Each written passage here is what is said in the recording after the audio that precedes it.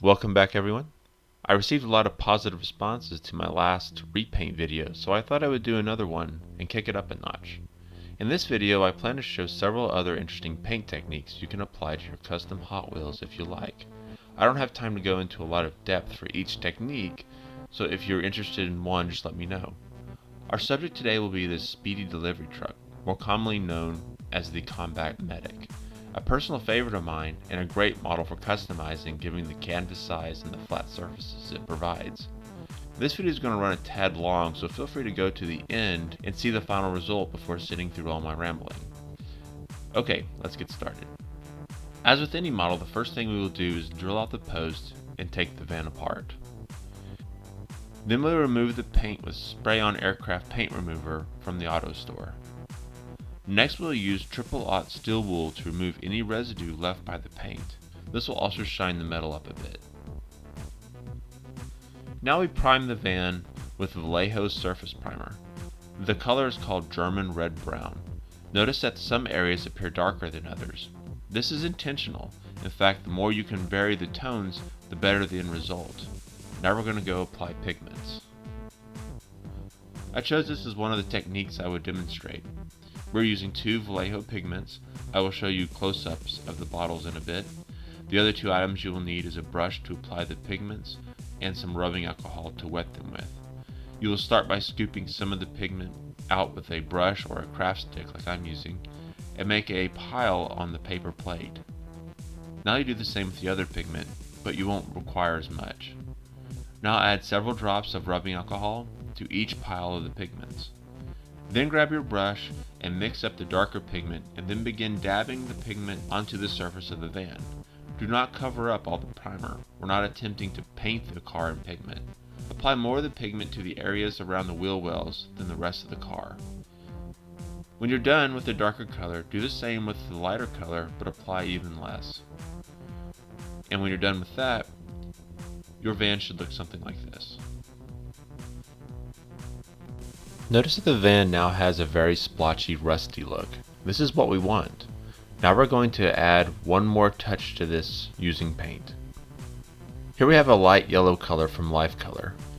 Using a small broken up sponge, we're going to grab a small amount of paint from the lid of the paint jar and then dab onto the paper plate to remove most of the paint.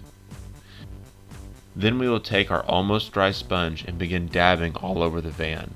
Be careful not to go overboard with this. And don't forget to dab the sponge onto the paper plate, otherwise you'll get a bunch of paint globs all over the van, messing up the final result. It's the subtlety in this that really matters. So here's a close-up of how mine looks.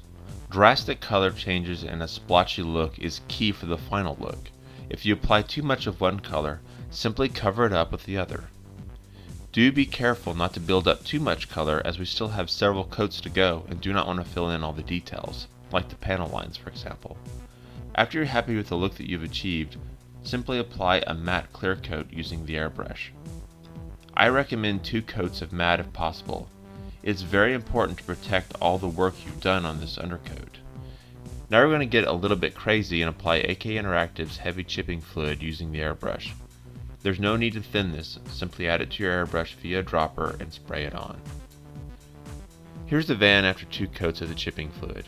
If you like, you can substitute cheap hairspray for the chipping fluid. Just be aware that the results vary depending on what hairspray you use, but typically any that come in an aerosol can work well. Spray it on and let it dry. Now we paint. I chose to go with white so I could get a high contrast for my effects, and also because it will film better than a dark color. You can paint in whatever color you like. The only rule is you must paint in an acrylic. You cannot use an enamel.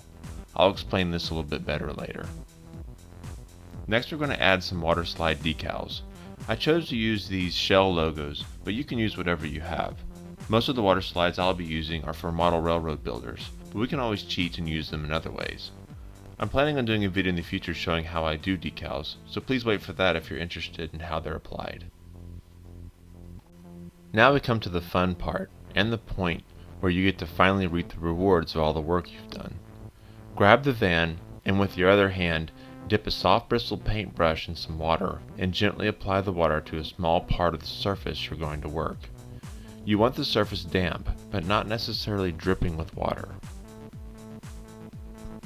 Now take another dry, strong bristled brush and dab the surface with sharp, direct blows. Continue doing this all over the area you applied the water.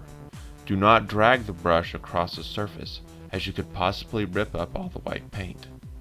The more water you add, the more pronounced the chipping effect will be, so be sure to monitor how wet you get the surface. Once you have achieved the look you desire for that area, wet another area and repeat the process until the entire model is done. I should also note that the areas that received a lot of the chipping fluid will also chip more easily than areas where the fluid was applied thin. This gives you the ability to direct where most of the chipping will go on any model you wish to apply this technique to. For example, I applied the fluid a little more thick at the bottom of the van where the water and mud could cause the surface to wear at a greater rate than at the top of the van. You also need to think, where would chips be on this van or whatever vehicle you're doing? So some creative artistic license needs to be applied for the look to be believable. Beyond all this, it's a lot of fun to do and can be used in many other ways, not just for getting a rust effect. So here's how mine looked after I was done. It took about 45 minutes to do the entire van. Care should be taken around the decals. Get too rough with them and they tear instead of chip off, lending to a very strange look. Be sure to let the model dry completely before moving on to the next step, where we apply a matte clear coat. I use the Testor's brand of matte clear coat. You can use whatever you like, but the coat needs to go on pretty thin as we still have more coats to go. The clear coat is just there to protect the chipping effect. Let's put the wheels on and take a quick look. With the wheels on, it doesn't look bad, but it does look like we just stuck on some new wheels on a rusty old van. So we're going to fix this using the airbrush and some very thinned down brown. Apply the thinned down brown to the bottom of the model all around, and yes, even paint the wheels. When you're done, you should have something close to this. Now that looks more like it. We're using a dust covering to hide the newness of the tires. If you have time, you could even go in with rust effects, but that's for another video. I could leave this model at this point, but since I'm doing a video showcasing different techniques, we're going to make one more addition. We're going to tag the side of the van using another waterslide decal. The graffiti just adds a bit more color to the van and also lends to the beater look. I'm also setting myself up for a future video where I can show a different technique for adding decals. Of course, on your car, you're welcome to leave it out if you like. To finish out the rest of the car, I apply a bit more thinned down brown to the body and undercarriage. I also paint the back doors using the exact same technique you've seen here. The only difference is I use silver paint instead of white. One other thing I did was add rust streaks to the back doors. This effect will have to wait for its own video.